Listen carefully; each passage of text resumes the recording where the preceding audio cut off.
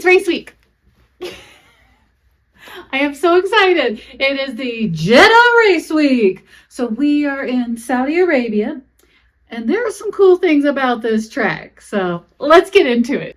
Race week. I am so glad you are here. So welcome to the Jeddah review.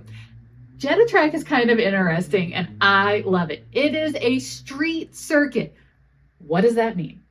So we have a lot of different races that are on either permanent tracks that are always there no matter what. Think of Silverstone. It's just a track. You go to the track and the only thing that happens there is racing. But then there are street circuits. Think of Monaco, where these are roads that are normally used by everyday cars, but then it's converted into a track for the purposes of the F1 GP.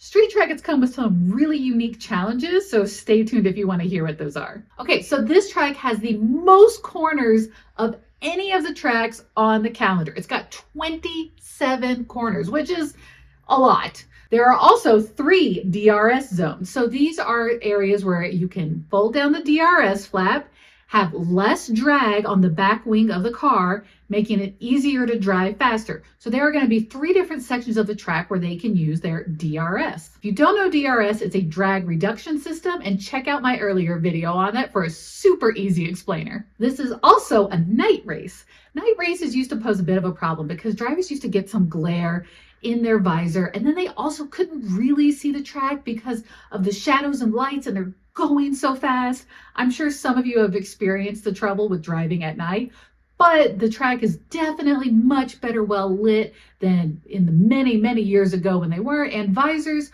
are adapted now to accommodate for this, so we shouldn't see too many problems due to lighting. But what we will see problems with is probably sand. So because this is a coastal circuit, it's right along the coast of the Red Sea, we will have some dust or sand blow across the track. It'll depend on the wind and the weather, but whenever sand does blow across the track, that'll make it more difficult for the cars to stick to the track. The way that the tires work is they get nice and hot and rubbery. If you want to see a video on tires, I have one of those too. Please check it out. Anyway, so once the tires get nice and hot, they're a little bit softer, they can adhere to the track and they get sticky and they really want to stick to the track. Have you ever tried to stick something to sand? Now, sand sticks really well to humans when we go to the beach, I know. But for the most part, you're not going to have a piece of tape stick to a piece of paper very well if there's a whole bunch of sand in between. So this could definitely cause some sliding to happen or just a lack of grip in general, which on a street circuit is a little bit dangerous. So there are barriers on 90% of the track. Almost the entire track has a wall around it. And you know what a wall means? Crashes. A lot of times when drivers go over that track limit, when they go over that white line due to a loss of grip, which could happen with the sand and everything else, what they're going to do is they're going to slide off the road and into whatever's there. On a permanent track, there's usually a nice long wide runoff. Maybe there's some gravel or something, but the car isn't usually going to crash on the track. However, there isn't anywhere else but the wall or the track to be in many areas of this race.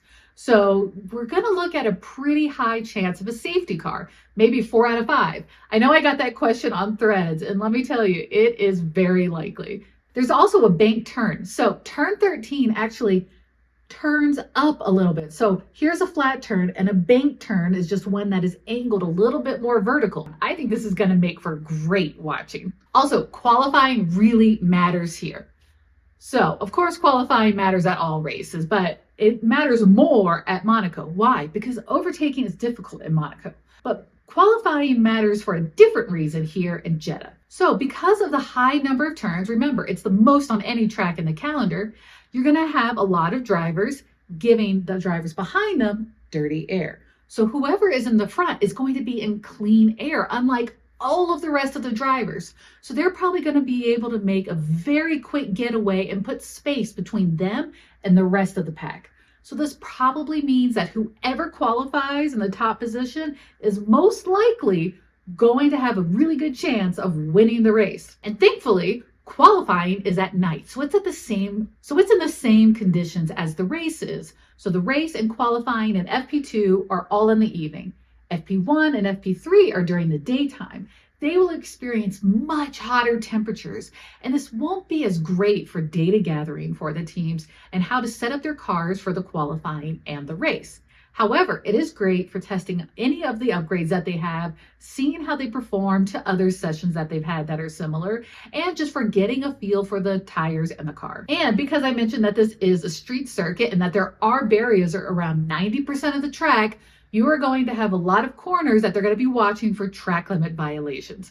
There's not much wiggle room on this track in terms of leeway, so we're definitely going to see some track violations, I think. Okay, let's do tire talk. I love tires, and Pirelli has something cool for us at this track. They have gone with even softer tires than they had last year. So for the hards, we're going to have the C3. For the mediums, we're going to have the C4.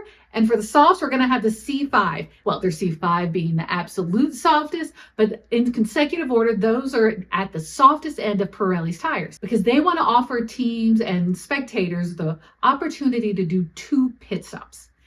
How does the tire affect the pit stops? Well, the softer the tire is, the more likely it is to break down. This is also going to be a hot circuit, and there's going to be somewhat high abrasion. So the tires will get worn out faster, especially since they're softer. As tires get worn out, they need to be replaced, so people will pit. This will give more overtaking opportunities. This will give more opportunities for there to be change in the driver orders. And if you're confused about how that happens, check out my video on undercuts and overcuts or drop a comment below. I also had some really great questions over on Instagram and Threads, so let me answer those now for you. Okay, safety car likelihood. I'm calling it at 85%, 4 out of 5. We've had a safety car at every single one of these races since 2021, and then at that point, I stopped checking. There are so many reasons why there will be a safety car. The barriers around 90% of the track, the insanely high speeds. This is the fastest street circuit that Formula One has on the calendar. And there's the sand, which will decrease the ability for tires to grip. And the fact that there are softer tires. So if somebody has a really soft tire that's getting worn out faster than they expect, that could cause them to lose grip. That could cause them to struggle with the tire. That could cause them to run into one of the walls. So all of these things lead to a pretty high likelihood of a safety car. Okay, I had another question about dirty air and what makes a track more likely to have dirty air. So a track like this is really likely to cause drivers to struggle with dirty air. What's dirty air? So when there's a car in front and it's going around a turn, the air coming off of that car gets swirled and swirled and swirled because there's something so fast. You see this all the time. When a car goes down the road and all of these leaves swirl up in response, those are the air currents coming off of the car, making the leaves turn up. Well, those same air currents come off of F1 cars, but as the second F1 car tries to drive through them, they experience a bit of turbulence. So the air is considered dirty. It's not clean and nice and easy. It's all jumbled up. So as the driver in front is going down these turns, which Jeddah has the most of, the cars behind will be experiencing that dirty air. Somebody else asked about downforce. So let's talk about downforce real quick to make sure we all understand. The downforce is the pressure that the car feels being pushed down onto the track. Downforce is great when you're taking a turn and you don't want to go flying off of the track. You want to stay glued to the track and use your car to pull yourself around no matter how many G's you've got. But this track is also incredibly fast. And if you have too much downforce, if you're pushing too hard into the track, then you're not able to drive straight as fast as you would like. So I think the teams are going to find sort of a balance here. Like, yes, there are many turns, but they're not all hairpin turns. There are a lot of chicanes and sort of sweeping turns. And it has 3 DRS zones and these sort of straightish areas. So they're really going to have to find a balance. This will be about mid downforce. And then I got another great question on Instagram. It asked about, what about turn 1? What are the drivers going to do there? So turn 1. There's this nice long straight after the starting line, and then there's turn 1. Drivers will be flying down the straight, but then they need to brake extremely hard because turn 1 is a 90-degree turn. This is definitely going to cause some chaos, and drivers are going to have to make a plan beforehand on how to handle this. So drivers are going to fly down the straight, and then they're immediately going to have to start braking incredibly hard into turn 1 with 5 G's of deceleration, and then immediately reaccelerating to get to turn 2. And this is going to mean a high chance of a lockup because they haven't been driving around the whole track. I mean, we're talking about the first turn of the first lap of the race. Everybody's brakes are going to be a bit colder than they would at any other point in the race, except they're going to have to use them heavily.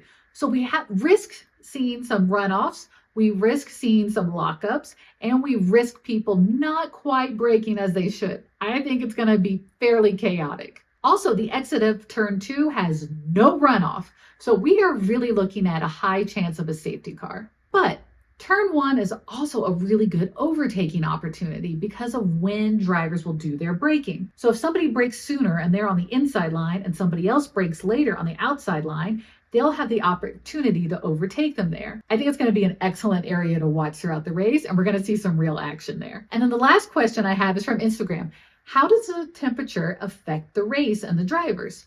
This is a great question. We know that tires, as they get warmed up and as they get hotter, they perform better. They stick to the road better. However, the tires can degrade if they get too hot or if they're worn for too long. What also affects tires is going over curbs and the track texture and many other things, and how hard the drivers are braking and how aggressively they're trying to overtake. But when it comes to temperature, you really want to find that sweet spot for the tires. So this will be a fairly hot track. It's going to be incredibly hot during the daytime. We're in the desert, and that's going to carry over onto the track as well as all of the racing. If you have a cold track and cold tires, then you have really low grip. If you have a hot track and a hot tire, you have really sticky, great grip.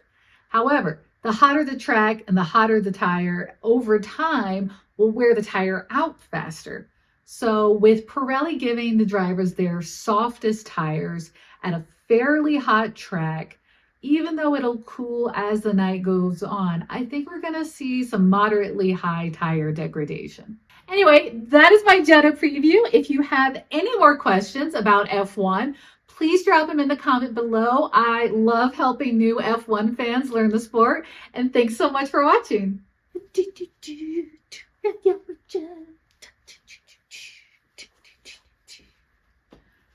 Forget anything? I'm gonna regret filming the stance.